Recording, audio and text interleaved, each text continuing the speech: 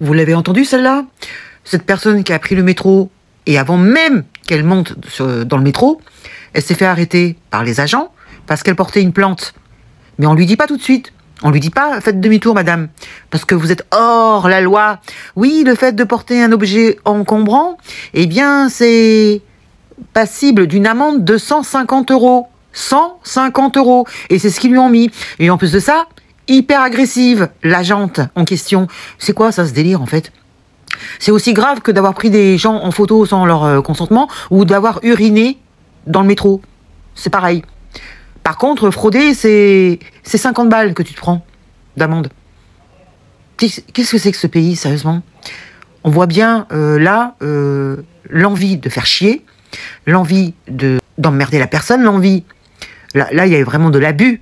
Hein, il y a un abus de pouvoir. Dès lors, les gens qui ont un peu de pouvoir, ça y est, ça y va. Je sais pas, elle était mal lunée ce jour-là, j'en sais rien. 150 € pour avoir porté une plante d'1 mètre, une plante qu'elle peut porter. Ça ne gêne personne. D'ailleurs, c'est marqué dans le règlement que si vous pouvez le porter, ça ne pose aucun problème. Hein? Voilà, l'abus de pouvoir en France, dans tous les domaines. Hein. C'est incroyable. Écoutez la vidéo hein, et dites-moi après ce que vous en pensez. Partagez, que les gens sachent qu'il ne faut pas avoir une plante avec soi ou autre chose, visiblement.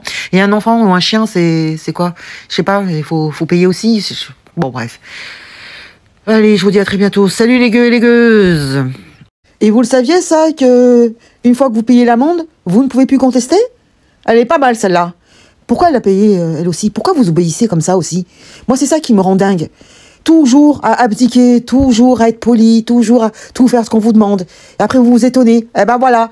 Hein, si t'avais pas payé tout de suite, eh ben t'aurais pu contester. Ah non, hein, j'ai eu peur, je savais pas quoi faire. Allez, écoutez la vidéo. Ça m'a gavé, ça aussi. Hein.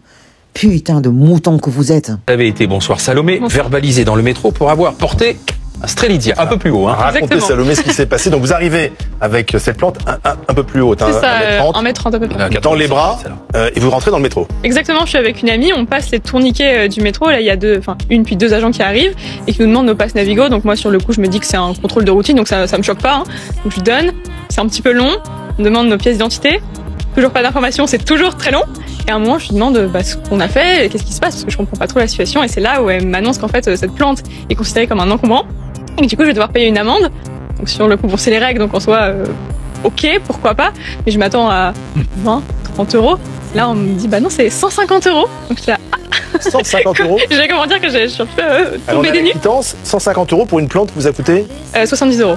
Alors, ça fait mal. Sur l'infraction, Salomé, il est écrit objet dangereux ou incommodant. Exactement. Alors que moi, j'entends que ce règlement existe, hein, ça je vais pas le refaire. C'est une voiture de transport. Mais effectivement, déjà, j'étais pas dans une voiture de transport, j'étais juste à la sortie des tourniquets, donc elle aurait totalement pu me dire soit je continuais d'avancer et je payais bien 150 €, soit je rebroussais chemin et je prenais un autre moyen. Faites demi-tour, vous pouvez pas rentrer dans le métro avec cette plante.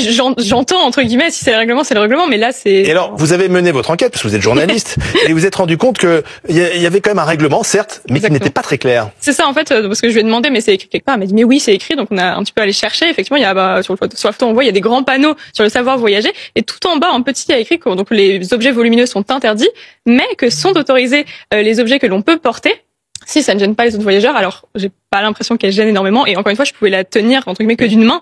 Donc c'est pas. C'est ça. Alors, et voilà précisément, il est écrit que les bagages volumineux sont interdits, mais que sont autorisés les paquets, sacs ou bagages que vous pouvez porter dès lors que vous ne gênez pas les autres voyageurs. Vous pouviez porter cette plante. Totalement. Et en vrai, elle était pas plus grosse qu'une personne, donc juste on la tenait comme ça et. Mais la discussion, le dialogue s'est bien passé avec cette dame de la RATP ou pas, de la Régie autonome des transports parisiens. Un peu sec. Déjà au début, elle ne m'explique pas la situation, donc j'ai pas trouvé ça très gentil, très cordial en tout cas. Et après, quand je lui ai finalement demandé qu'est-ce qui se passait, en fait, elle a commencé à être hyper agressive. Parce que je lui ai dit, mais vous auriez pu me l'expliquer dès le début. Elle m'a dit, non, mais fallait me laisser parler, Et son ton a été très sec. Et après, l'échange a été très, très sec, en fait, tout le long. Vous avez payé l'amende tout de suite? Oui, j'avoue que je suis pas habituée à prendre des amendes. Donc, je savais pas du tout qu'en fait, on ne pouvait contester une amende que si on ne l'avait pas payée. Donc, sur le coup, j'ai eu un petit peu peur. Je me suis dit, mais en plus, si j'attends, je vais payer plus, alors que c'est déjà beaucoup trop pour moi. Donc, du coup, sur le coup, je me suis dit, ok, oui, je vais payer, je savais pas trop quoi faire d'autre en fait. Sauf que ce que vous ne savez pas, c'est qu'une fois qu'on a payé, on peut plus contester l'amende. Exactement, donc j'ai un petit peu regretté. Ah oui, j'imagine. Donc c'est pour ça que j'ai fait du coup mon... Et vous vous êtes rendu compte que c'était plus cher d'avoir un objet volumineux dans les bras que de frauder le métro. Exactement, en fait j'ai un petit peu regardé toutes les amendes que fait la RATP, donc déjà 150 € c'est le plus gros montant apparemment de la RATP. Vous avez fait quelque chose de très grave. C'est ça, et c'est aussi grave que d'uriner dans le métro, c'est aussi grave que de prendre en photo des gens sans leur consentement, donc qui pour moi sont des... Oui, vous êtes une délinquante. Là, moi, j'ai porté une plainte sur 50 €. Si vous n'aviez pas eu de ticket, vous auriez payé moins cher. C'est ça, je crois, 50 € si je dis pas de bêtises. Michel Kidor, vous êtes vice-président de la Fédération nationale des associations d'usagers des transports. Comment vous réagissez à cette histoire? Il y a un règlement, il faut l'admettre, il y a un règlement de transport, les règles du savoir voyager, vous l'avez rappelé. Ce qui est intéressant, c'est quand même la procédure, ça sent le piège. Parce qu'ils auraient pu, comme vous l'avez dit, vous demander de faire demi-tour, puisqu'il n'est pas autorisé de... Mais ils l'ont fait à la professionnelle, hein, d'abord le Navigo, puis la carte d'identité. C'est pas des procédés vis-à-vis de la clientèle, ça. Moi, j'admets... Ça, c'est pas un respect de la clientèle. C'est pas un respect de la clientèle. Bon, j'admets qu'il y a un règlement. Alors, j'ai regardé, il y a une distinction dans le métro, les